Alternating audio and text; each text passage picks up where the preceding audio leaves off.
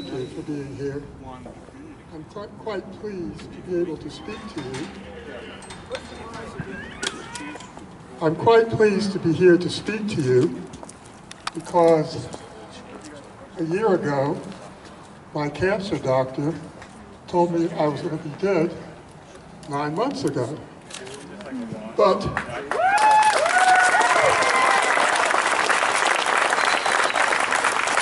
as long as I have a breath, I want to speak to preserving our freedoms.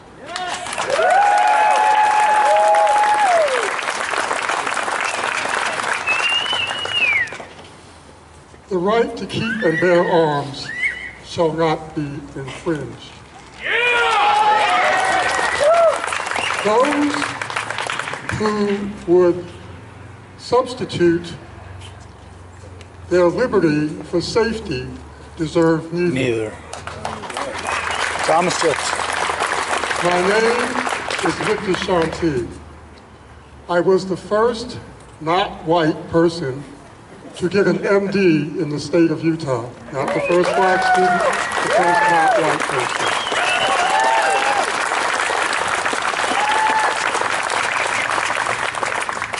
After I obtained my MD, I became a forensic psychiatrist and testified in some very well-known national cases, among which one of my cases they made 2 movies about. This is why I want to speak to you about common sense gun control laws. We hear a lot that those who are mentally ill should be by law prevented from having firearms. There is no physical sign or symptom of what is a mental illness. For instance, when I graduated from the U in 1974, homosexuality was a mental illness. But over the intervening years, it no longer is. In the intervening years, there was no mental illness called autism, but now there is. The Social Security Administration took it upon itself to declare that anyone who was receiving Social Security benefits and that benefit was paid to an intermediary because that person was found not to be financially competent, they were considered mentally ill and put on a do not buy list. Right. Yeah. Ooh. Therefore, it could just as well be that if you're behind paying your credit card bill or you filed for bankruptcy, you too could be considered mentally ill. Fortunately, President Trump rescinded that rule, and he was lambasted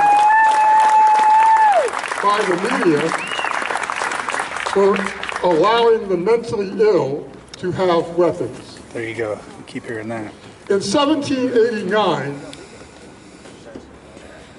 when the Second Amendment was demanded, there were witches, there were people who were satanically possessed, and there were the insane who had no treatment. And yet, our framers did not put an asterisk after the Second Amendment saying this does not apply to witches, the satanically oppressed, and the insane. Resist the temptation to seek safety in superficial, seemingly sounding good safety laws to infringe your rights. I hope to put the fear of God in you by the next thing I'm about to say. We may well be in the last days when we can ignore protesting by calling our representatives in Congress and in the state government. Does anyone know the recipe to cook a frog? You put the frog in cold water and you slowly turn up the heat. The heat is being escalated daily, slowly, drip by drip, but it's becoming far more apparent now. Well, we're concentrating on attacks on the Second Amendment. The hearings with Mark Zuckerberg are poised to restrict our First Amendment rights by law, while a private corporation, be it Facebook, Google, which is Alphabet, and YouTube, and Snapchat, etc., Twitter, they are systematically muting our voices. Yep. The best way to eliminate the entire Bill of Rights is to first abridge the second, criminalize the first as hate speech, and the rest will evaporate like the dew in the morning.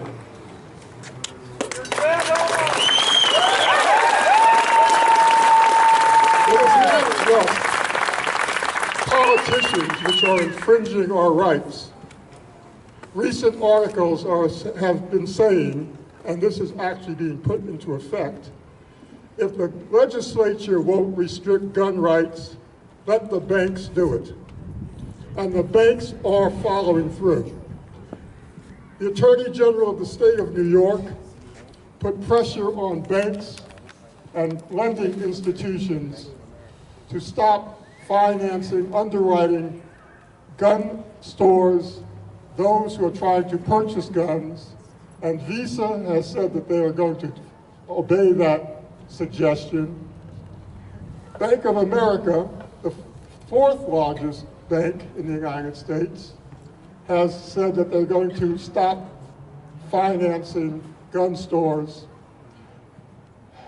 First National, the largest bank in the United States, 2 years ago stopped financing gun stores and gun purchases. So it's not the legislature alone that is putting pressure on us. Mussolini said, as he defined fascism, all within the state, nothing against the state, everything within the state. In this building behind me, in the last legislative session, HB 485 said that if a political party did not accept the way the legislature said their candidates could be selected, that party and that candidate would not be allowed to be on the ballot. The state shall determine what is the proper criteria for a candidate of a political party to use that party's trademarks and goodwill. That's everything inside the state. If the state does not agree with the way the political party chooses that candidate, nothing against the state, everything within the state, that candidate will not be allowed on the ballot. Nothing against the state. This is naked fascism. This is what we have to combat. But we may be in the last days to protest by calling our representatives. We hear a lot of bravado about come and take it, etc. Well, after Hurricane Katrina, lots of people who might have mouthed those words of bravado gave up their guns when they were confiscated. So we can either trust that the bravado will prevail or that law enforcement will not violate their oath.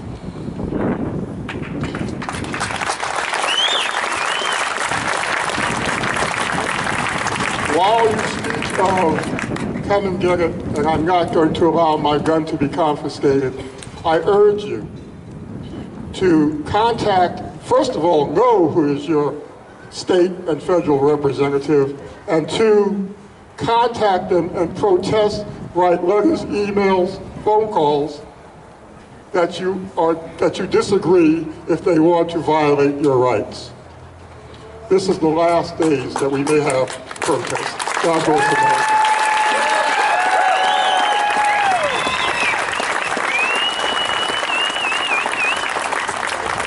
I have to sit and bring this thing down because I'm so short. I thank all of you for coming here.